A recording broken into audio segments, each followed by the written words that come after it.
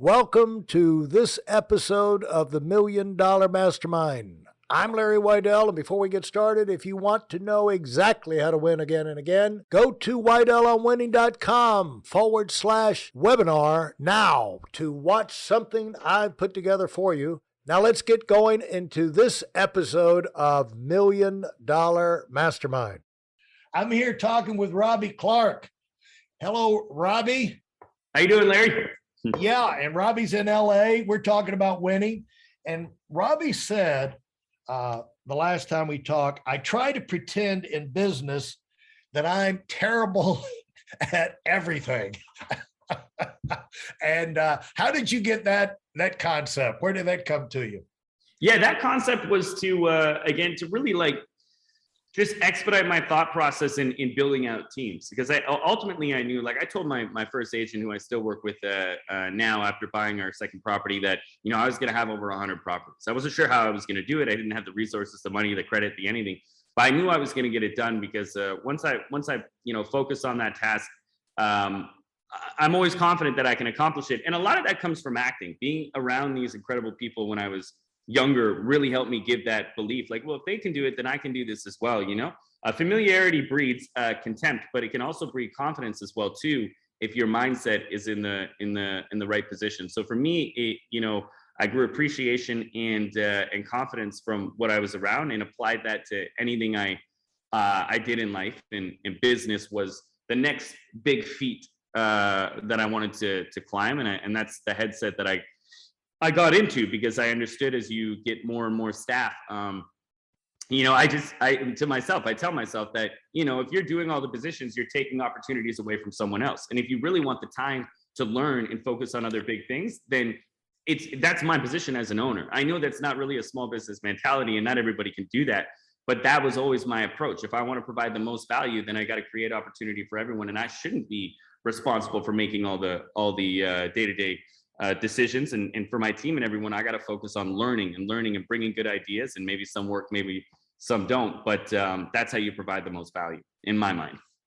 And how did you, they said about it, the joke is, if how hard is acting? If acting was hard, or someone said acting's not hard. Shirley Temple learned it, had it down at age 4, and you could dismiss that thing, but we all know there's great actors out there, and we all have our favorites, and it's an art, it's a craft. But the point is, it's still an individual type thing. And you see, most of the people that are successful in that thing they're getting involved in businesses along the way. And so it's not just the people who fail in acting or run out of jobs and get involved in other businesses. Sooner or later, you like some stability. So how long did it take you did you ever get up to your 100? Because I know you diverted and you got other businesses going. How long did you stay exclusively in the real estate before you morphed over into these other opportunities?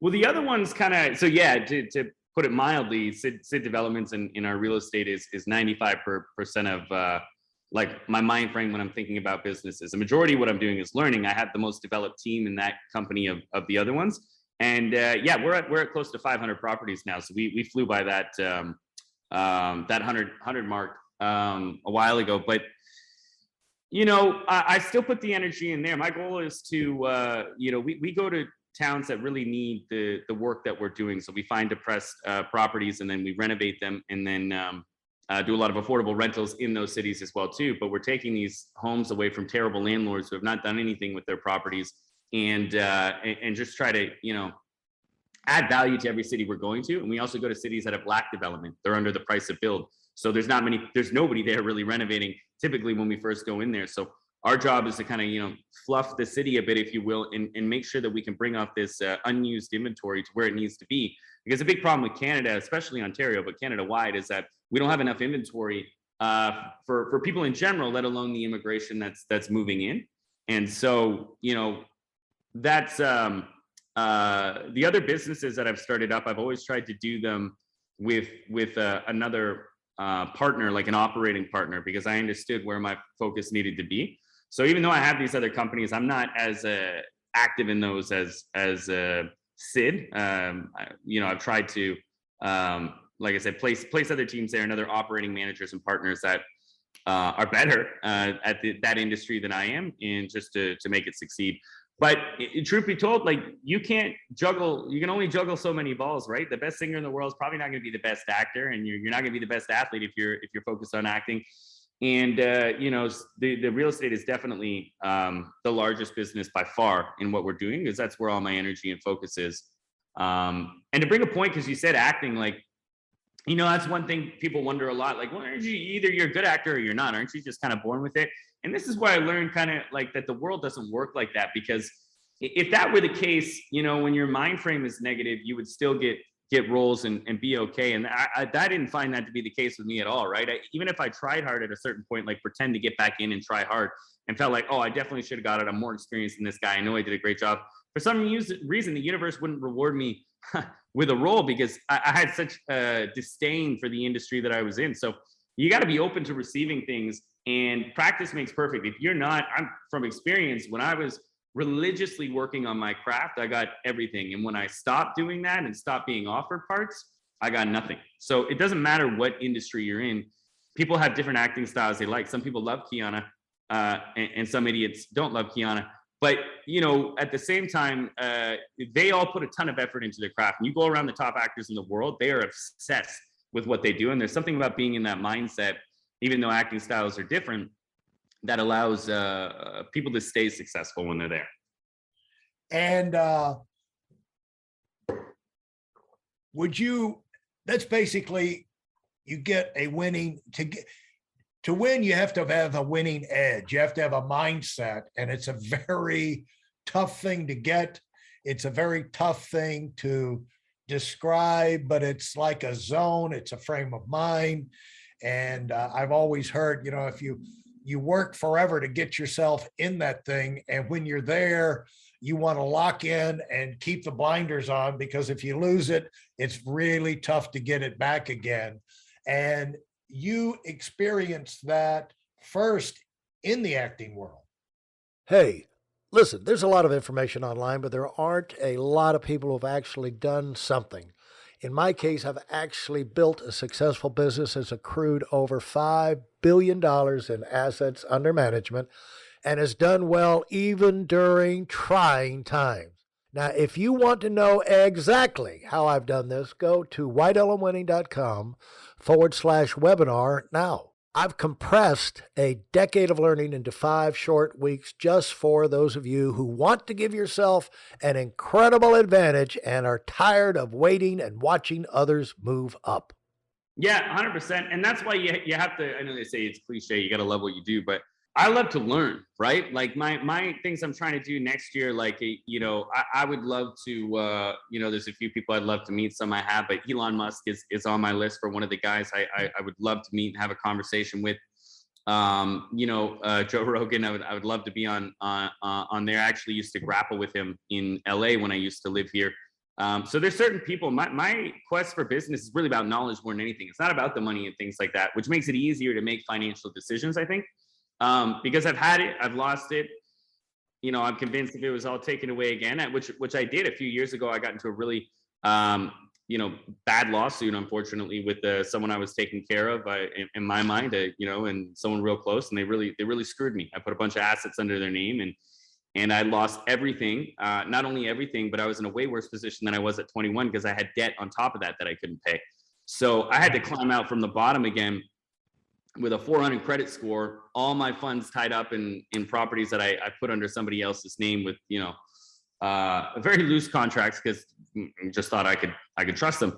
And I had to climb back from that. And that was like hell on wheels for me. And even then, though, I was so convinced of where I should be and whatnot, that I knew that I would overcome that. And I did. So, mindset is so important. I feel invincible, but I'm not stupid. I know that I learn on a daily basis more than others, and I really enjoy learning more than anything. And that's what I think keeps me able to be consistent and not switch paths. Absolutely.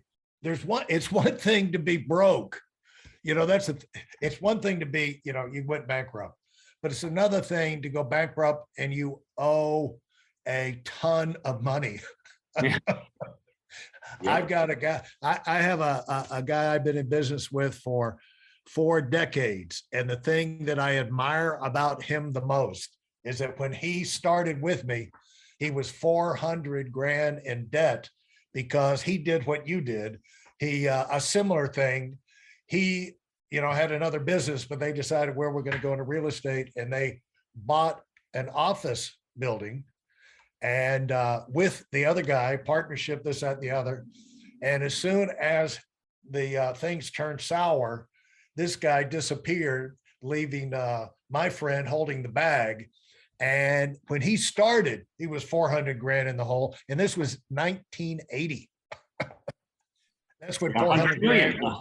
Yeah. That's a lot of money. And the guy has never, he's super successful. The thing I respect about him the most is he never asked me for any money. You know what I'm saying? I mean, like, help me out of this and then I'll come in and be. And so you got to respect people who have that character, but it's a character building. It's either a destroyer or a character building experience. Unfortunately, you wish you didn't have to go through those experiences to build that kind of character, but life is going to throw you things. And sometimes the people you do the most for, I think they take it for granted. It's the people that you trust the most, you least expect, and you give the most to, but somehow, especially if it relates to money, they're not everybody's going to be interpreting that the way you think they're interpreting it, and that can flip overnight. And so when it comes to, one of the things you learn is it's easier to have things in contracts, written down, do things by the book, and not create the opportunity. Because I was embezzled by well over $1 million by my personal assistant, and I'm not alone in that. And it's just about everybody goes through that, and or accountant and whatever. But the thing is that it's the people you don't suspect. So the tax attorney told me, he said, it's always the little silver-haired grandmother at the bank that makes cookies for everybody that they find out was embezzling all the money. Yeah, the true sociopaths. Yeah, and that's the second thing. Another thing with the fine, like when I went bankrupt the first time, it was lack of financial education. I really shouldn't have, because the biggest bill I owed was excess contributions to my RRSPs when I was a minor. That happened from the union. And so I'd already spent those by that point. So I just didn't have the education around me or the right guidance around me to go, hey, you didn't actually owe that. So I actually filed for no reason because I wasn't liable. The second time was a much bigger situation. I didn't file for bankruptcy. I refused to. Every single, the lenders that were owed on the properties all got their capital.